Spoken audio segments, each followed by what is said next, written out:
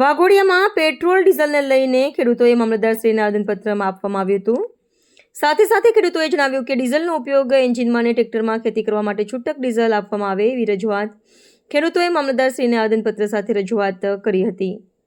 જનતામાં મુશ્કેલી થઈ રહી છે ત્યારે ખેડૂતોમાં ભારે રોષ જોવા મળ્યો। વાઘોડિયાના પેટ્રોલ પંપો ઉપર લિમિટેડ પેટ્રોલ મળવાને કારણે નોકરિયાત લોકોને અને લગ્ન પ્રસંગમાં વારંવાર અવરજવર કરવા લાંબી મુસાફરી કરતા લોકોમાં ચિંતાનો વિષય બની ગયો છે। ત્યારે સાથે ખેડૂતોમાં પણ ભારે રોષ જોવા મળ્યો હતો।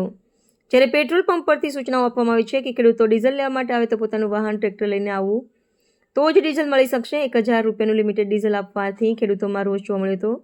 ખેડૂતોનું કહેવું છે કે પોતાનું ટ્રેક્ટર લઈને આવવાથી 50% નુકસાન થવાને કારણે ખેડૂત ક્યાં જશે અને ખેતરોમાં ખેતી કરવા માટે એન્જિનનો ઉપયોગ પાણી લેવા માટે ઉપયોગ કરવાનો હોવાથી ડીઝલ છૂટક ન મળવાથી ખેડૂતો પરેશાન થઈ ગયા છે। ખેડૂતોનું કહેવું છે કે સરકારશ્રીને અપીલ છે કે ખેડૂતોના પુરાવા લઈ છૂટક ડીઝલ આપવા વિનંતી છે।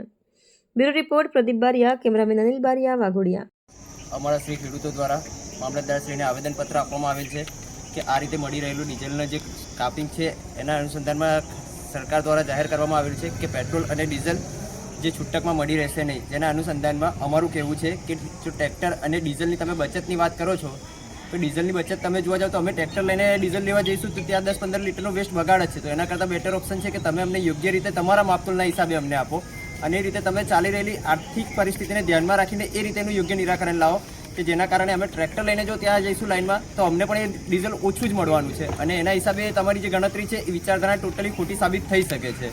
ઇવન કે જ્યાં જરૂર છે ત્યાં તમે ભૂમાફિયાઓને ખુલ્લેઆમ જોઈએ એટલું ડીઝલ આપી રહ્યા છો તો ખેડૂતો પ્રત્યે અન્યાયની નીતિ કેમ? શું સરકારની આ ભૂમાફિયાઓ સાથે મિલીભગત થઈ રહી છે તો ખેડૂતો પર કેમ અત્યાચાર?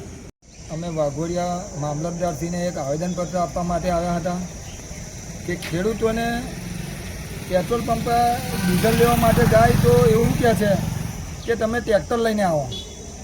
તો મારે સરકારશ્રીને કહેવું છે કે ટ્રેક્ટર ખેતરમાં કામ કરવાની વસ્તુ છે, એ રોડ પરની વસ્તુ નથી સાહેબ। એને ટ્રેક્ટર લઈને આવે 20-25 કિલોમીટરની અંતરે એવું ટ્રેક્ટર ચાલતું હોય તો એ આવતો જતો એટલું ડીઝલ બારી દે। તમે 20 લીટર ડીઝલ આલો 10 લીટર 8-10 લીટર ડીઝલ ભરી જાય તો ખેડૂત 10 લીટર ડીઝલ બાચેલું હોય તો 5 વીઘા જમીન વધારે ખેડી શકે।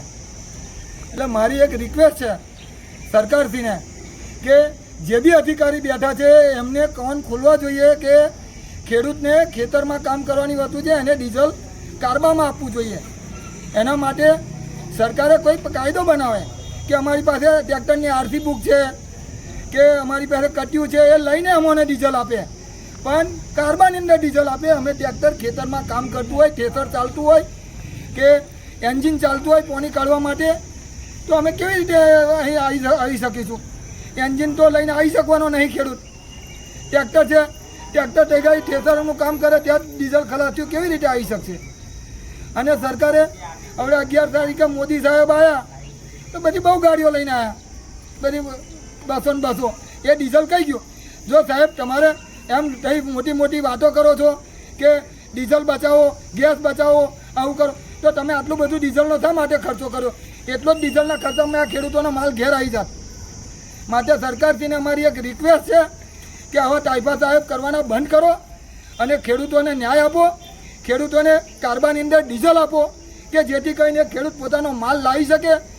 રબારી ભરવાડ હોય, પટેલ હોય કે કોઈ આદિવાસી વ્યક્તિ હોય કે જેને વીંગુ 2 વીઘો ઘાસ ચારો કર્યો હોય તો એનું ડંકી મૂકીને જે પાણી લેતો હોય તો એ ડીઝલ કાર્બાની અંદર આપશો તો તે લઈ જઈને તેઓ પાણી એનું કરીને એનું ખેતરમાંથી કરીને એ ઊંધિયું કે ઘાસ ચારો ઉગાડી શકશે। માટે મારે સરકારશ્રીને એક નમ્ર વિનંતી છે કે કાર્બાની અંદર ડીઝલ આપે। જો નહીં આપવામાં આવે તો અમે રોડ પર ખેડૂતો ટ્રેક્ટર લઈને અમે આવીશું અને રોડ પર ચક્કાજામ કરવાની અમે અમે ખેડૂતો તૈયારી દર્શાવીએ છીએ। જય હિન્દ, જય ભારત, જય કિસાન, ખેડૂત એકતા જિંદાબાદ।